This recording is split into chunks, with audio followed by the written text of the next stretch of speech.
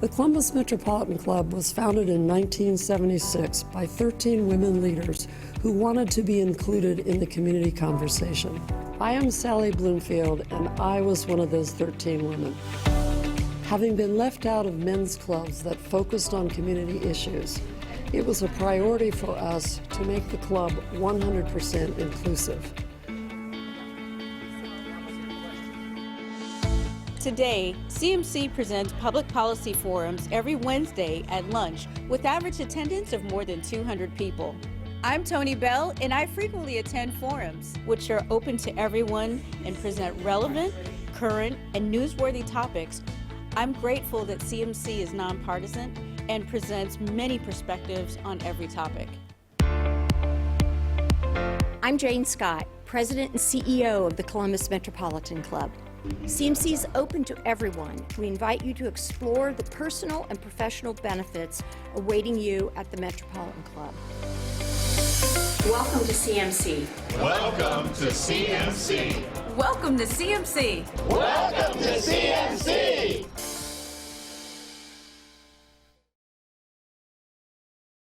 Good afternoon and welcome to the Columbus Metropolitan Club.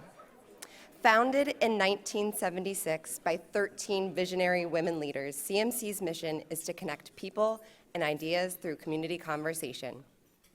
From the start, CMC has been open to everyone. I'm Kristen Easterday. I serve as the Director of Communications and Public Affairs with the Columbus Regional Airport Authority, and I'm a member of the CMC Board of Trustees. Thank you. It's truly my pleasure to welcome you here today. And thank you to today's forum sponsors, AARP Ohio and HNTB. Today's CMC live streaming is presented by the Emergency Response Fund of the Columbus Foundation in partnership with the Columbus Dispatch and PNC. So thank you all. I'd like to share a few comments from our presenting sponsor, AARP Ohio.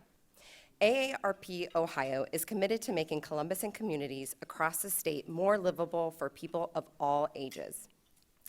That includes efforts to address transportation challenges and enhance mobility, which is why AARP Ohio is pleased to support today's forum. There are 14 cities and counties in Ohio, including Columbus and Franklin County, that are a part of AARP's network of age-friendly states and communities. AARP Ohio offers specialized support around livability issues, including housing, transportation, and economic development. AARP Ohio encourages you to find out more about the network of age-friendly states and communities through their Livable Communities e-newsletter, which is created for community influencers, leaders, and policymakers, and information can be found on the postcard at your table. AARP Ohio is proud of what age-friendly partners in Columbus are doing to enhance livability for all. And for more information, please contact AARP Ohio. And now, on behalf of AARP Ohio, it's my privilege to introduce today's topic and speakers. In fewer than 3 decades, Central Ohio is projected to be home to 3 million people. Covering just 40 square miles in 1950, the city now stretches over 225 square miles. Just how all these residents will move throughout this vast space is just part of the challenge facing the LinkUS Mobility Initiative. And today, Columbus Mayor Andrew J. Ginther and our panel will discuss LinkUS and mobility in Central Ohio.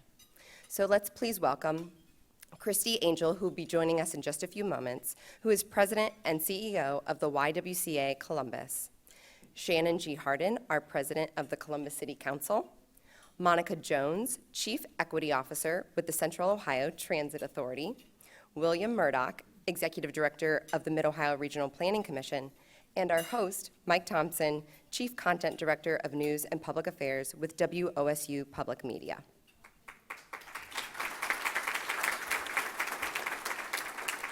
Before we hear from our panel, it is CMC's great honor to invite Columbus Mayor Andrew J. Ginther to the podium to share his perspective on LinkUS. Mayor Ginther, the podium is yours.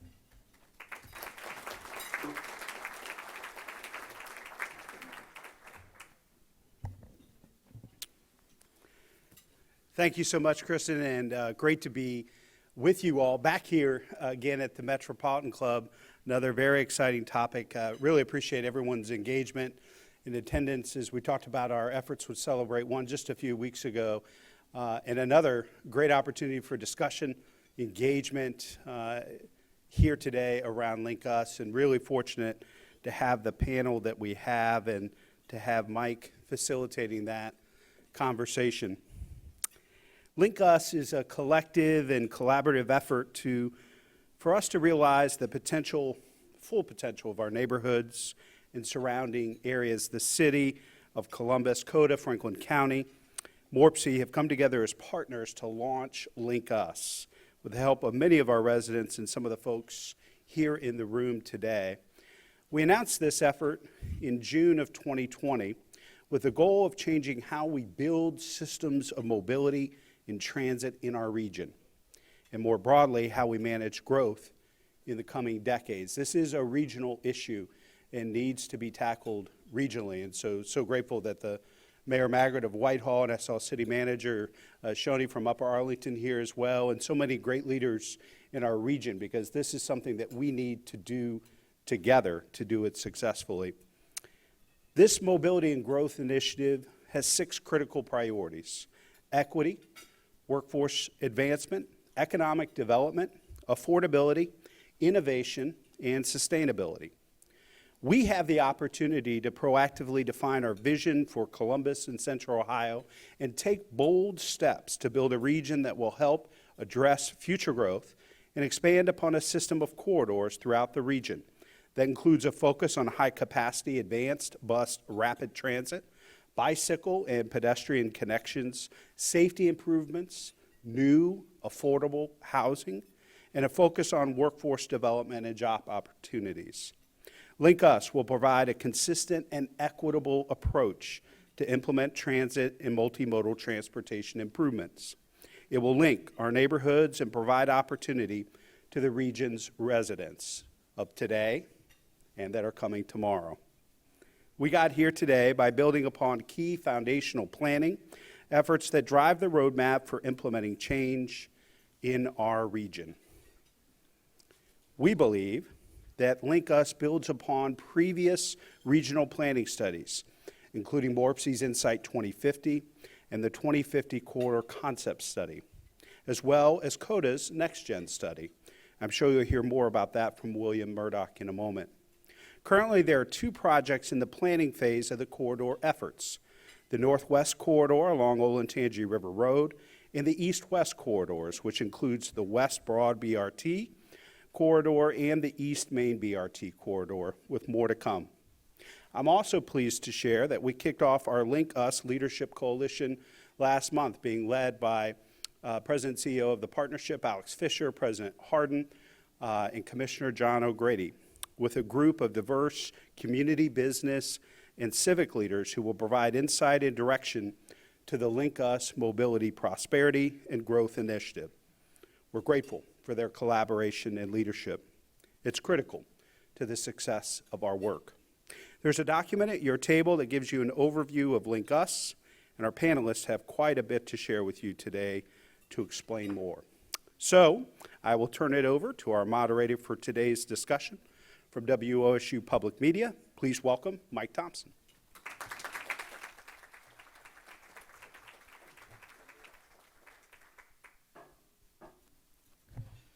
Let me change the name tag so I don't get the complaints about the mask mandate. Good afternoon, everybody.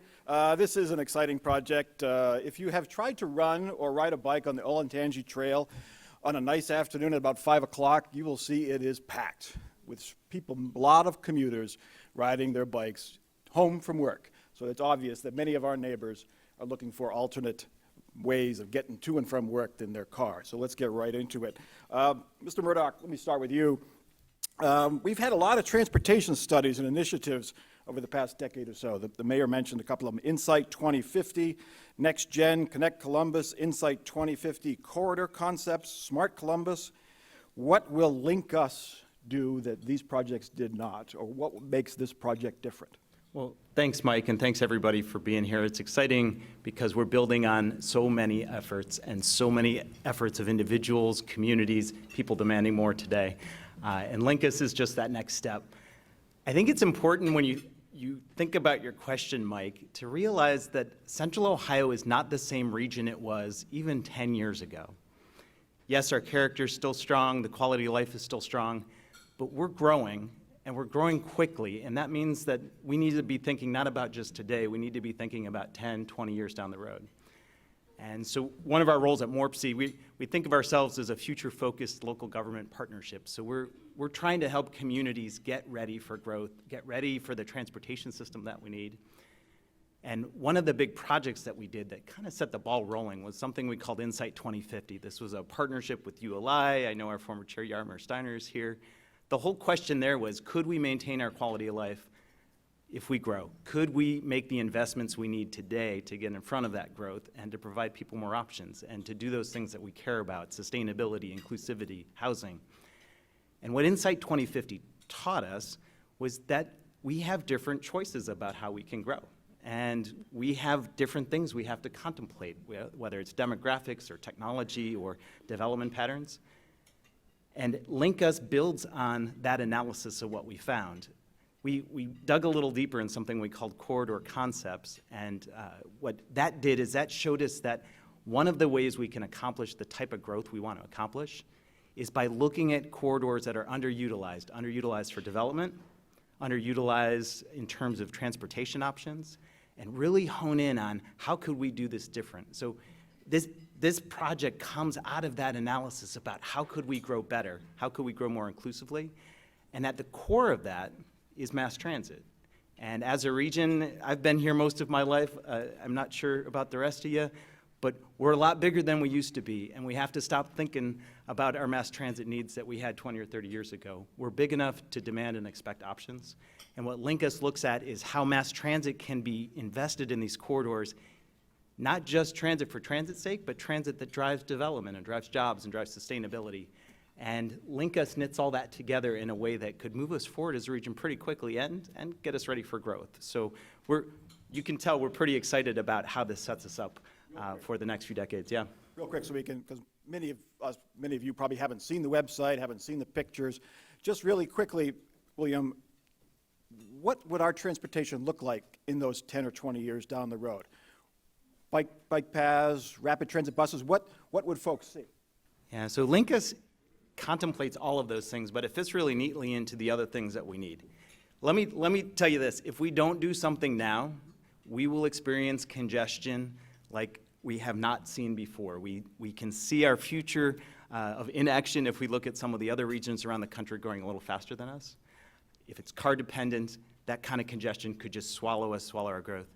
What we're talking about with things like Rapid 5 and Central Ohio Greenways is bike trails and multimodal options and connecting neighborhoods.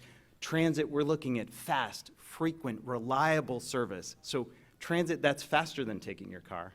We're looking at pedestrian amenities that fit into that.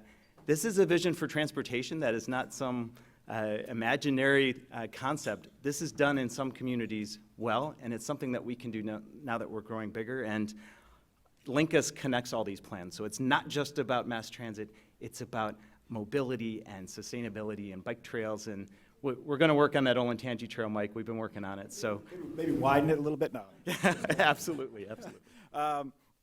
You know, the CMC was not around when this happened, but back in the 60s and 50s, there probably was a meeting such as this praising a transportation project that was going to transform the region, that was all good, the construction of I-71. But President Hardin, your family, and many others felt the unintended consequences. Perhaps they knew they were coming, but people didn't care, of how that neighborhood shut off a good portion of the city from jobs and things like that. How do we make sure we don't make those same mistakes again?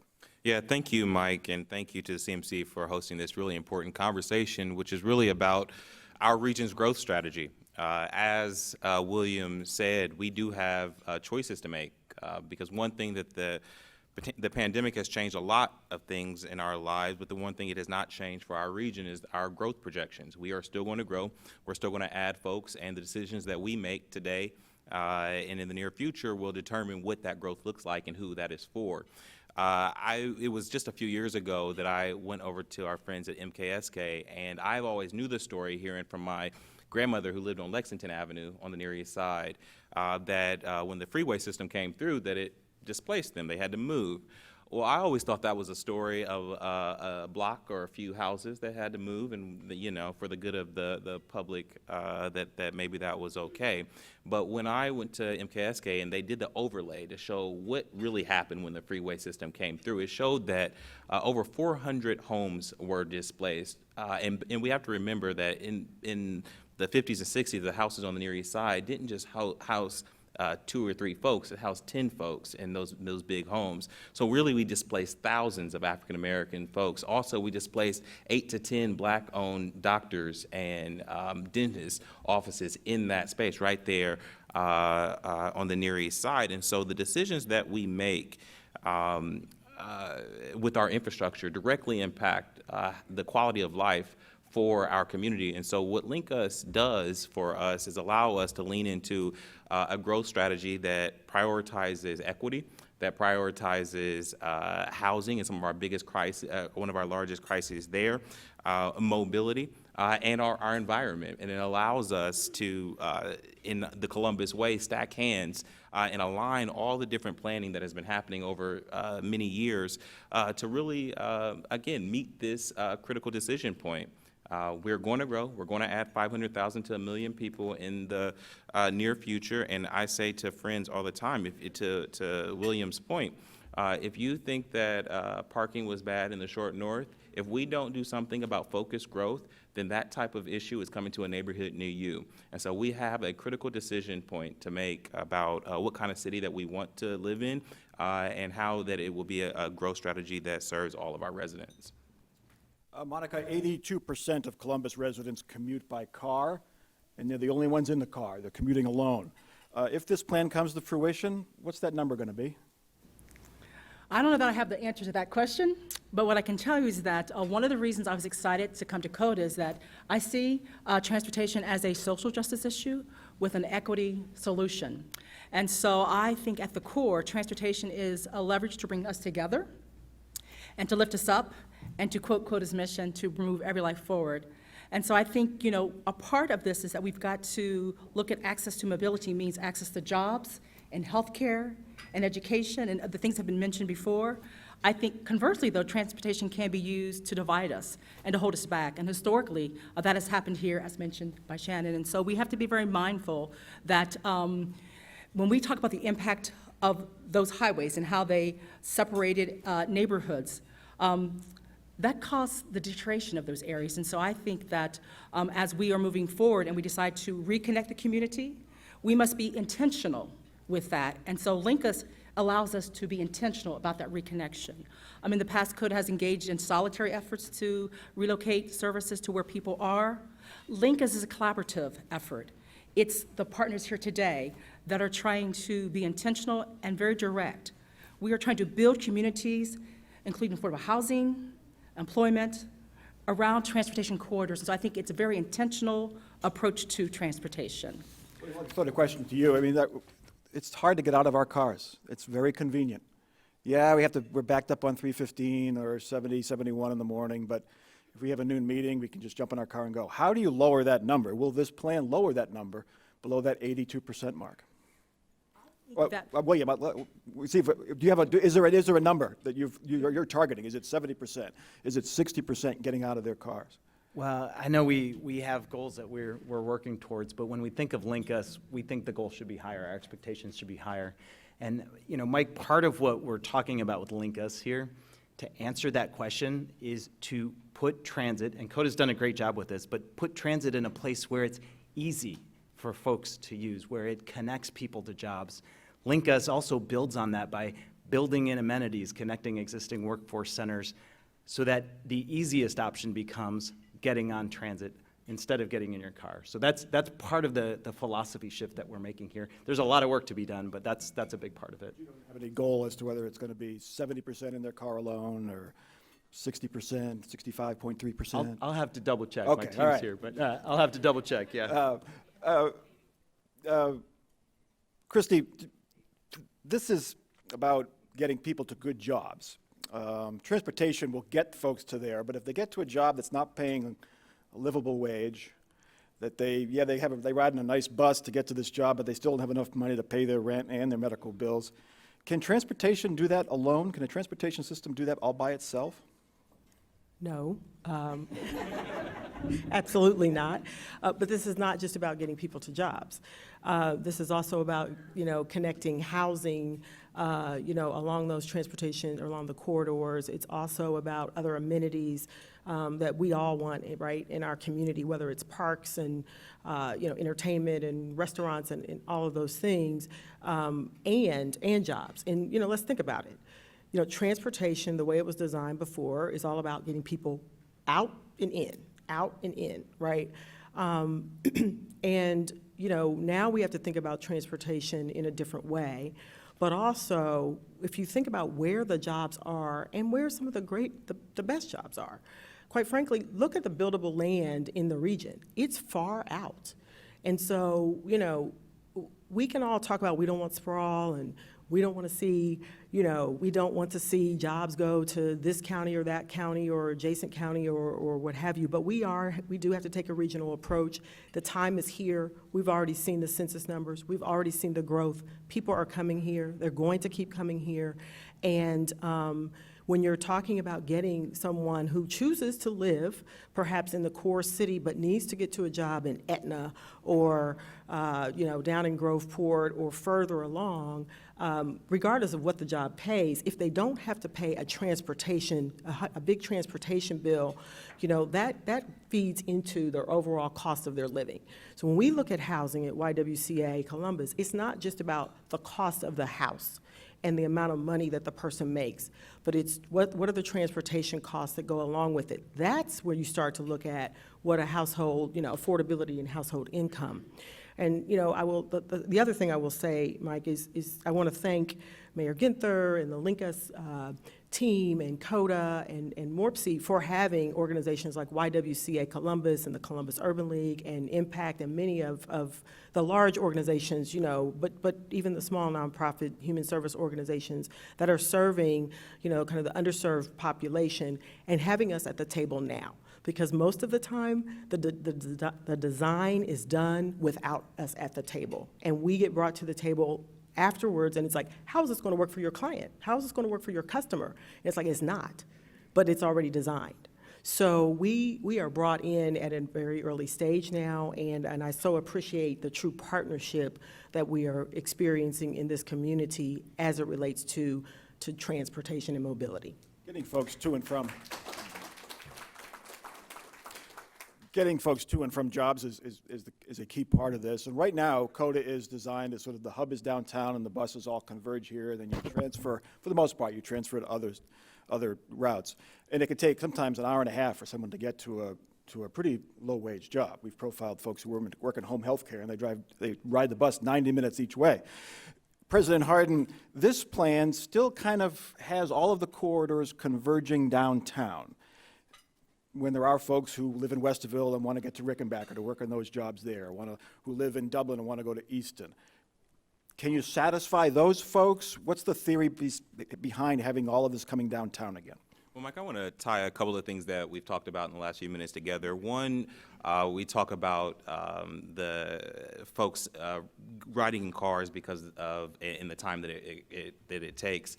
One of the reasons that folks choose cars is because there's not the choice to have an alternative transit that moves folks quicker and faster to not just work, but to their daycare and to those in healthcare and to the other critical things that our families need. One of the important things that we need to know in terms of what Ms. Monica was saying regarding social justice is that our current COTA ridership right now, more than 50% are African American, more than around 50% make less than $25,000 a year. And so if we are talking about how we move folks and move them more efficiently, it does become a social justice issue about making sure that it doesn't take them 2 hours to get home and take care of their family every evening. One of the things that makes LinkUS different in terms of what we're doing now, we're talking about dedicated lanes. We're talking about moving people quicker on lanes and corridors that gets them to their job centers, to their health care, to their child care, and back home in a more efficient way. And then as we think about what this means to affordability in our community, Christie was 100% right. It's not just adding the option, it's that we know that the cost of having a car and needing a car to move around adds around $8,500 a year to a family. And if we're talking about affordability, we're talking about affordable housing, one of the best ways to make it more accessible to everyone is take away that necessity to get around and get around more efficiently. And so by having these focused corridors, by having the growth, by having dedicated lanes, by having making it easier to move around, we think that we actually will move folks more efficiently and help the environment on the way. Mr. Murdock, there's no light rail in your plan. We've talked about light rail since I moved here 25 years ago. But there's no light rail. Why not? So we have to think about our goals. And if our goals are to get ready for growth and to deliver on what we're trying to do quickly, we have to not think about the specific type that we might think light rail or passenger rail or whatever is really great. We have to think about what moves people efficiently, what is going to be an efficient, quick investment, and is this going to help us accomplish sustainability and strengthening neighborhoods?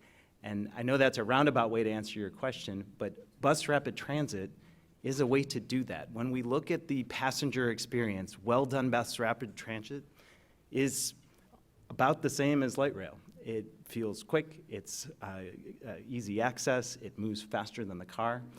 So if that's an option, we also know it's significantly more affordable than a light rail investment.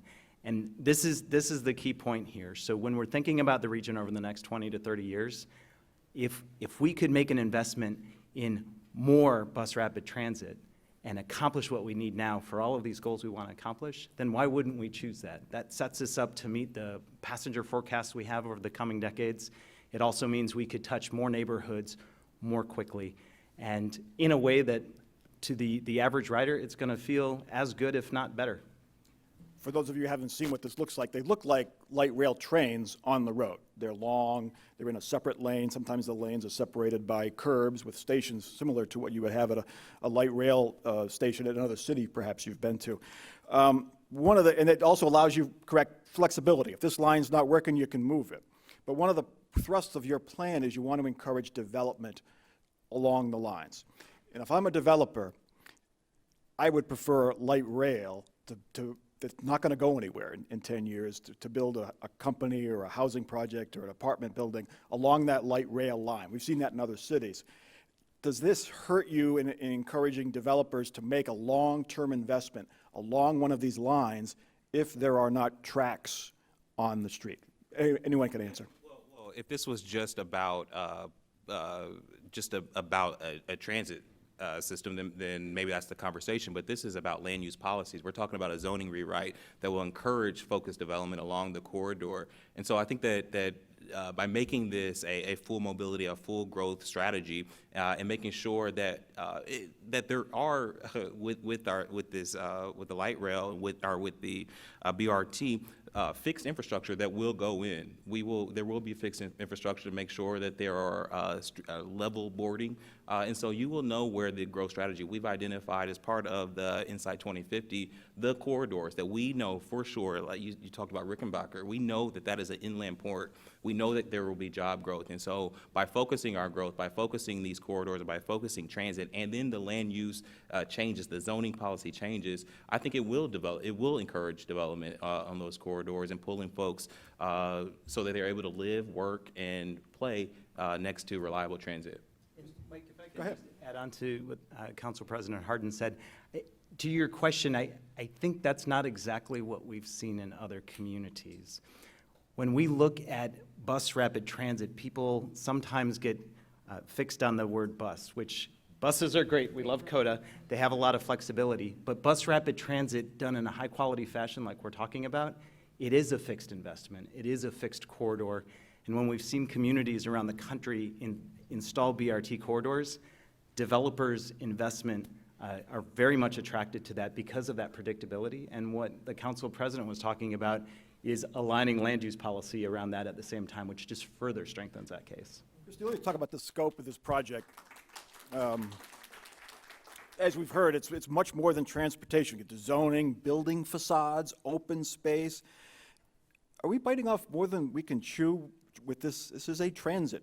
At heart, it's getting people around the city, around the community. When you're getting into facades and what the building should look like along these corridors, do you open yourselves up for people to say this isn't going to work and they'll shoot it down? You know, I don't think so. I like to think big, and that's just me, but I think we as a city have to think big, you know, because of the growth that we're experiencing here, and because, you know, our residents, I think our residents really want us to be thinking bigger.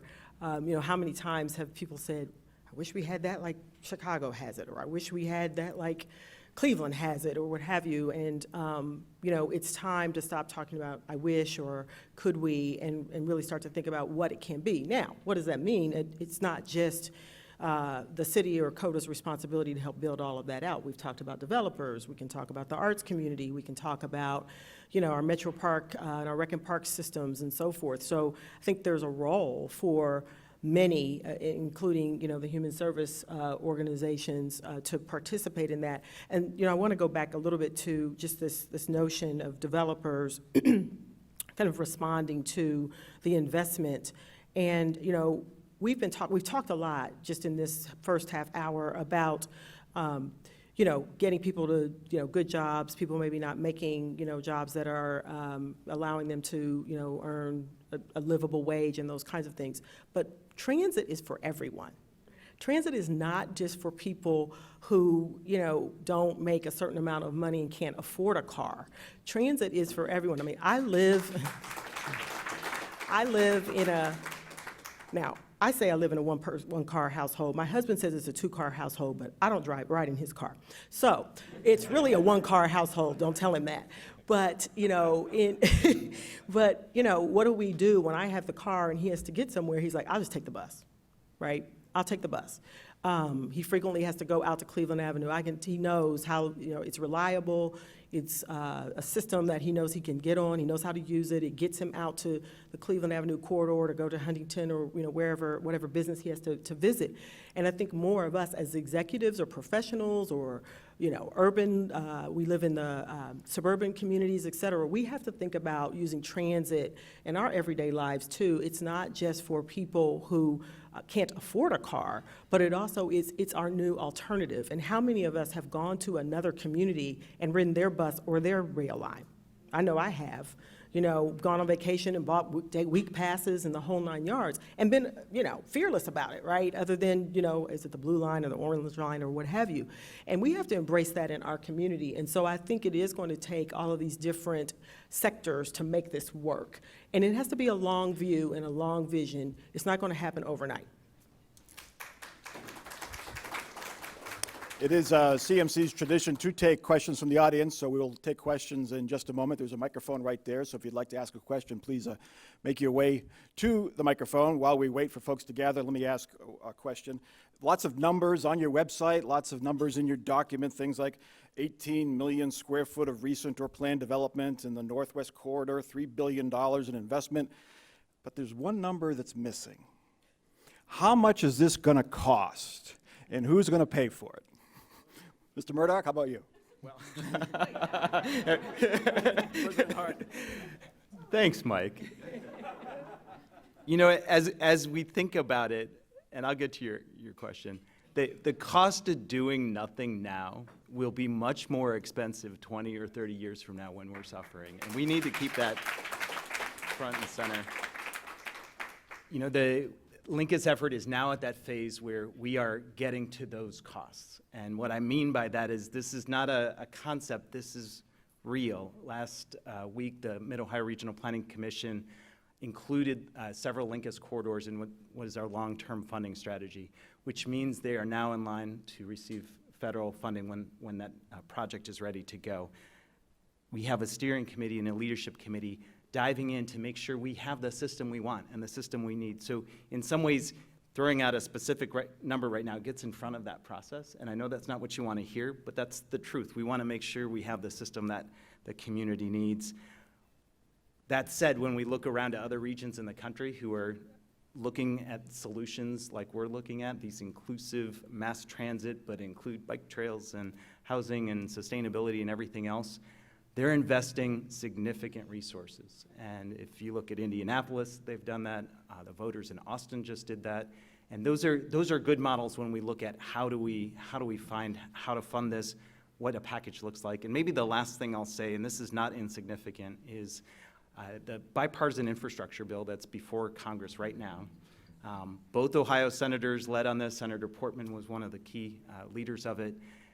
This package provides significant funding for a lot of things in infrastructure, but specifically inclusive infrastructure, mass transit, rail, those type of things. This could open that window of opportunity for our region to move quickly. And if we do it right, we'll be poised to take advantage of some of these things. I'm not going to give up on trying to get a number.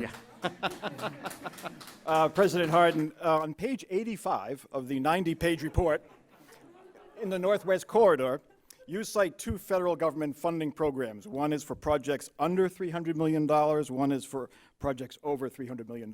There are different requirements. So which one would this be? Under 300 million or over 300 million?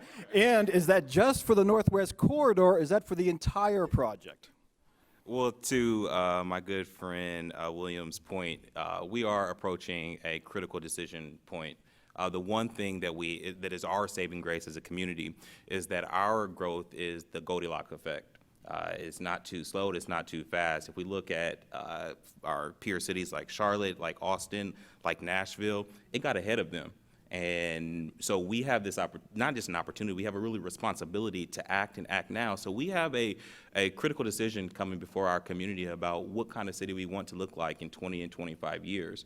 And that will take investment. But as William said, the way that we are partnering, the way that we're working with our regional partners in Gahanna and Westerville and Whitehall, we're really looking to and going to the federal government saying we have a regional plan that will help us move ahead and help us grow our region in a sustainable way. So we can, I think the answer is we don't know yet. But that's why the critical work is being done right now, today, so that we can come up with that and present a plan that all folks can see themselves in.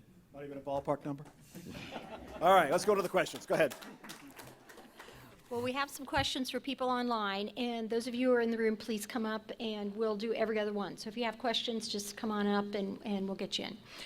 Trevin Flickinger asked, for daily transit riders, it's hard to get excited about an initiative, i.e. bus rapid transit, that won't get implemented for 5 to 10 years. What is the City of Columbus and COTA doing to make the bus faster, more frequent, and more reliable right now?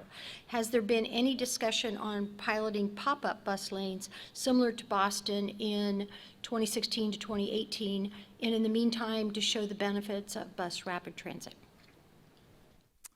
Well, I can take the last part for sure. One of the ways that Boston moved forward with their planning process was to do pop-up lanes. And over the last 2 years, the City of Columbus, working with the mayor, we've piloted pop-up lanes on several corridors. And what we found is that it moved folks faster, that folks found it more reliable, that folks enjoyed it. And so I think it's all of our responsibility to move and move now. And that's why I think this conversation is really important today. We don't have a moment to waste as we continue to grow.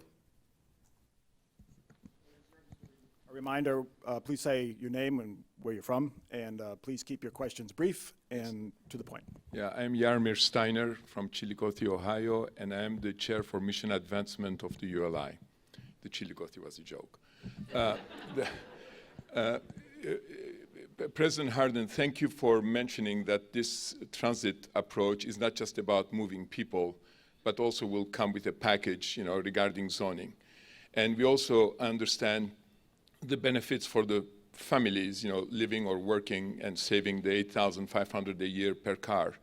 But we also to understand for everyone that when these transit corridors get created, the zoning requirements will change.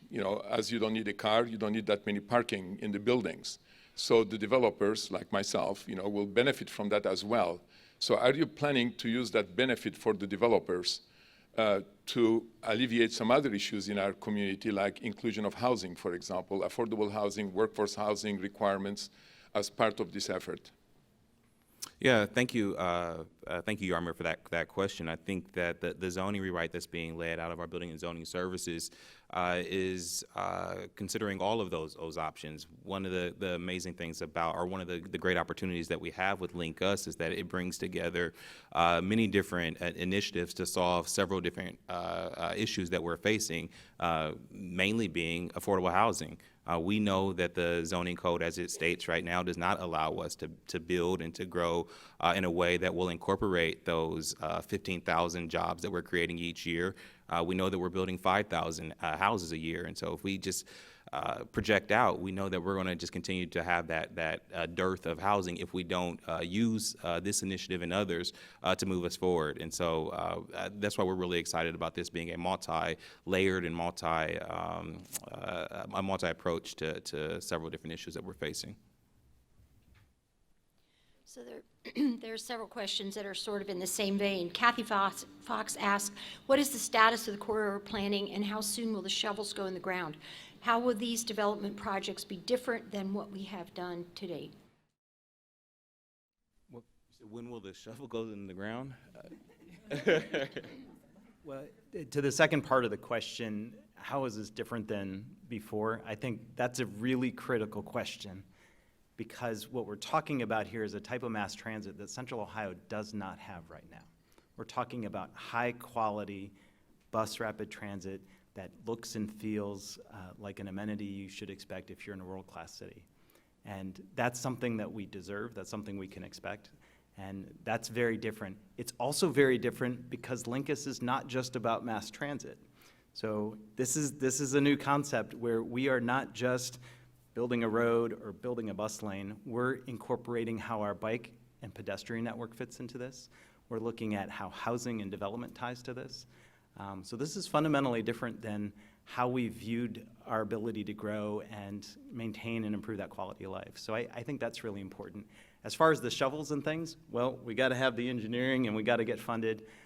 These projects take a couple years, but I would think, not to overcommit us, but I think it's reasonable to expect it in this decade. So I think that's really reasonable.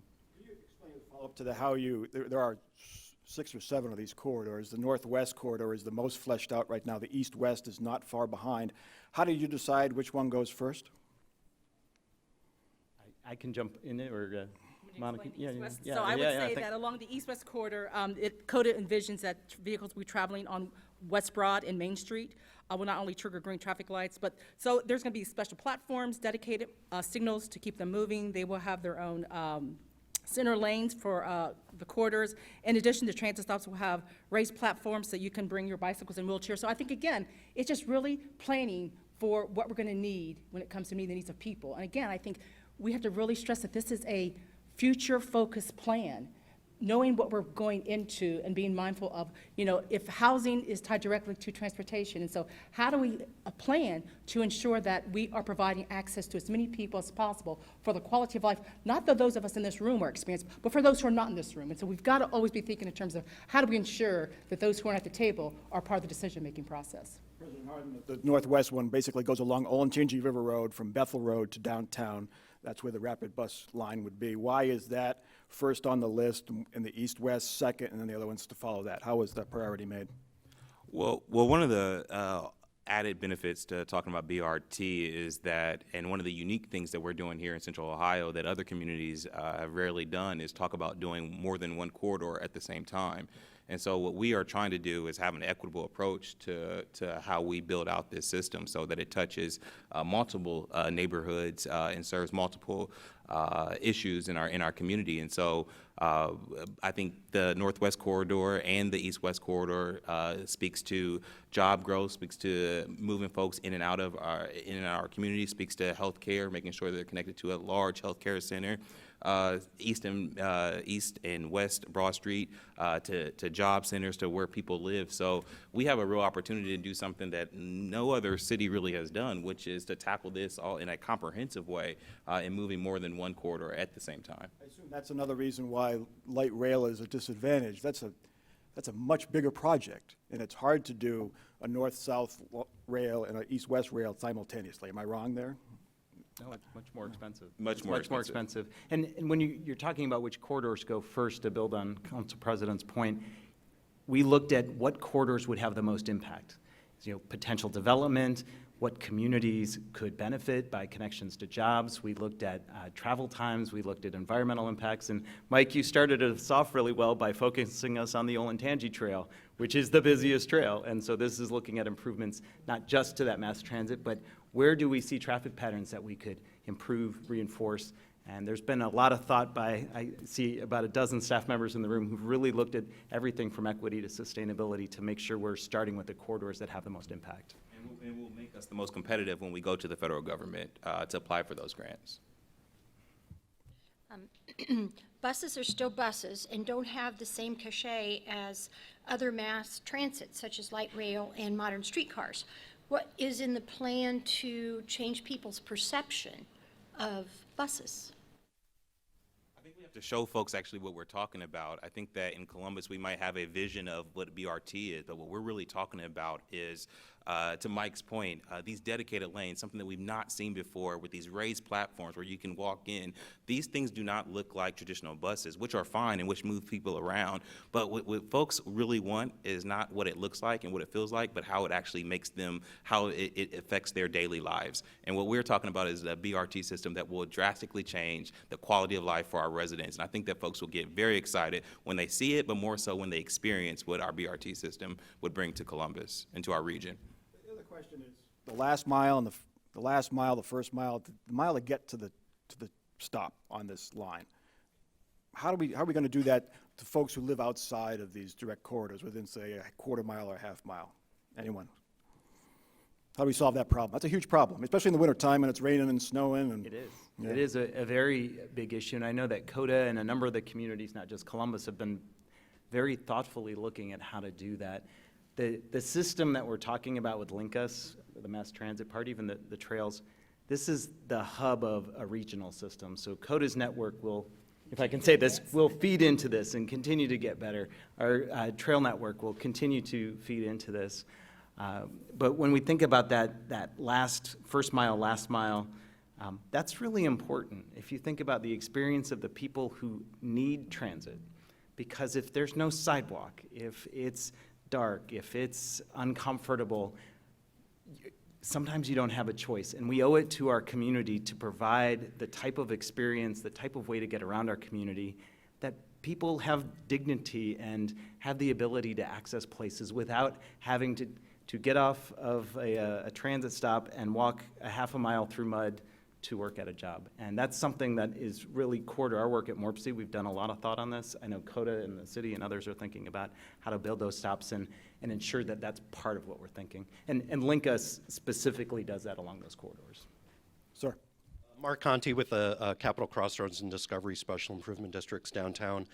With the increasing alarms going off with wildfires, intense storms, hurricanes, what other thoughts do you have about getting even more aggressive on sustainability with regard, whether it's with transit or other efforts, including the recent efforts with the city trying to get more trees, which is fantastic?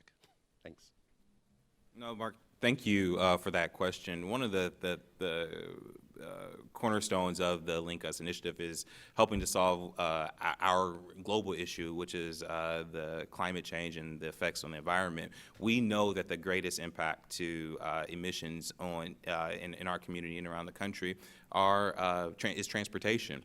We also know that in Central Ohio that 80% of our workforce takes single occupancy vehicles to and from work every day.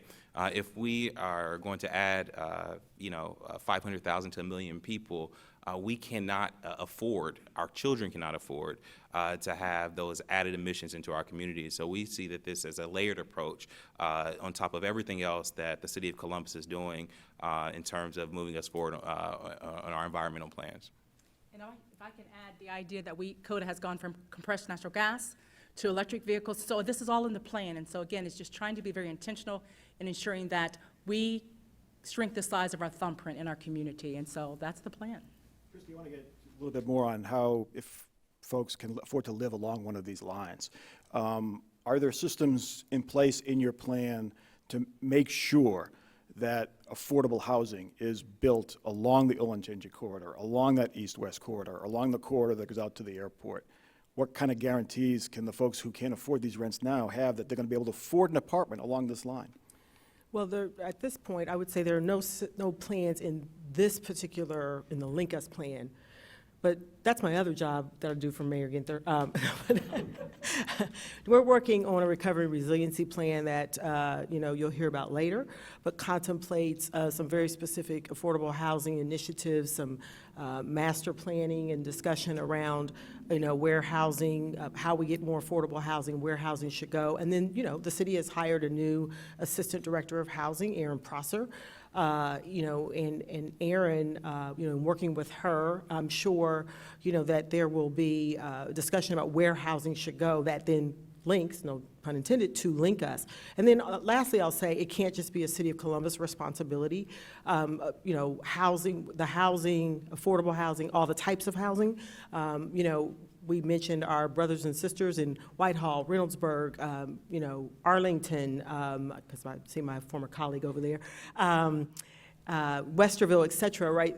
They have to build out as well and be thinking about their the types of housing they build and how does it connect into the system. So again, not an all-in-one kind of a plan, but a plan that should connect into larger and other initiatives.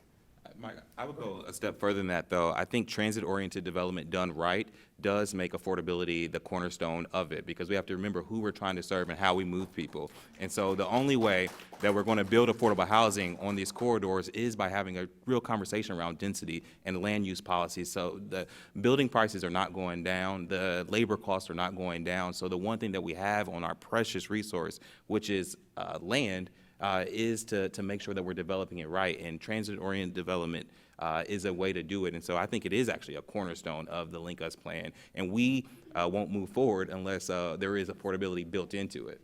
And to Mr. Steiner's point, he mentioned, developers who build along this and then, some return, right, on whatever that looks like, but right, the return on the investment of a developer who decides to be a part of this plan and to make affordability actually affordable to build, okay? It's hard to build affordable housing because of the zoning policy and the land use policies and all of those things. So there's a lot of change that has to occur.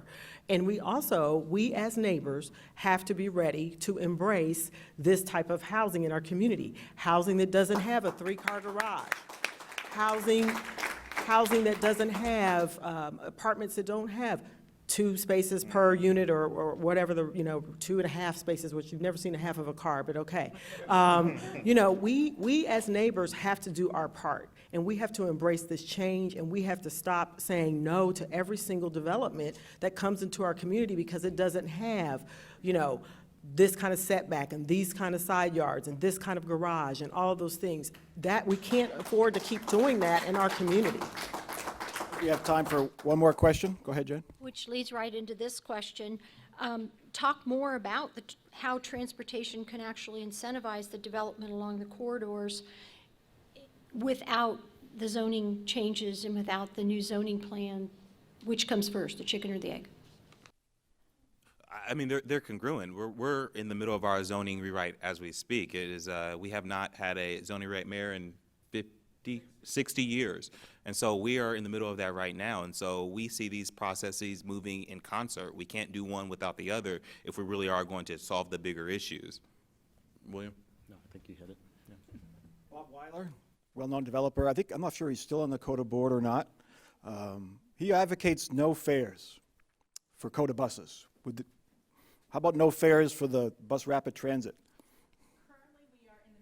Fair management policy change, and so we are trying to address that. I mean, the bottom line is we want to be equitable, and so we want to ensure that we are not allowing those the most vulnerable, we're not requiring them to pay the most of their resources. So the new system will actually be fair capping, and so once you hit the maximum amount, you'll pay no additional fees for it. So we're not at free, but we are addressing it so that we can ensure equitable transportation and access for all. And we're being intentional about that. Maybe 25, 30 years from now, it'll be a different conversation, but right now, we want to make sure that everybody is able to ride on COTA.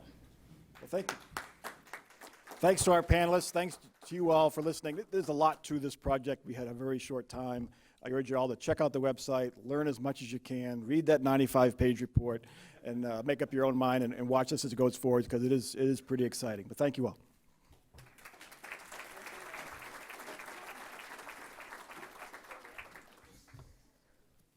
I hope everyone found today's forum to be very insightful. And to Mike's point, you do have a brochure on your table that you can find the link to read that 90-plus page report and learn more. Please make plans now to join us at our next Wednesday CMC, where we'll be presenting Columbus Downtown Development Corporation Review. And our thanks to today's forum sponsors, AARP Ohio, HNTB, and to the Emergency Response Fund of the Columbus Foundation for presenting our live stream in partnership with the Columbus Dispatch and PNC. And thank you to our online virtual seat patrons.